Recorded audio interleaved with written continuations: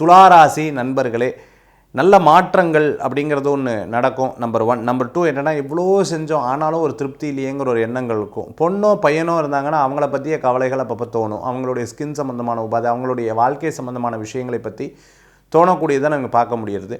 அதே மாதிரி உங்களுக்கு ரொம்ப பிடித்தமானவங்க, உங்களோட நண்பர்கள் யாராவது உங்களை விட்டு போகும் பொழுது, இத்தனை நாள் என் கூட இருந்தால் என்னடா இப்படி பிரிஞ்சுட்டாலே, இப்படி போயிட்டாலேங்கிற யோசனைகள் அப்பப்போ மனசில் தோணக்கூடியதை நம்மளால் பார்க்க முடியாது. அதே மாதிரி இந்த வருஷத்தில் சில நல்ல விஷயங்கள் நடக்கும். கோயில் குலதெய்வ வழிபாடெல்லாம் உங்களுக்கு மேலும் சிறக்கக்கூடியதாக இருக்கும். புது தொழில் இன்வெஸ்ட்மெண்ட் உங்களுக்கு நல்ல பலன்களை கொடுக்கும்.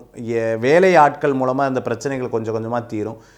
இவாட்ட ஒரு வேலையை கொடுக்க பேசாமல் நம்மளே இந்த வேலையை செஞ்சுக்கலாங்கிற ஒரு எண்ணங்கள் இருக்கும். அரசியலில் கொஞ்சம் நல்ல முன்னேற்றங்கள் வரத்துக்குண்டான வாய்ப்புகள் இருக்குது. அகலக்கால் எதுலையுமே வைக்க வேண்டாம். பண விவகாரங்களில் கவனம் என்பது தேவை. ரியல் எஸ்டேட் போன்ற விஷயங்களில் நல்ல முன்னேற்றங்கள் தரக்கூடியதை துளாராசி அன்பர்களுக்கு நம்மளால் பார்க்க முடியுது.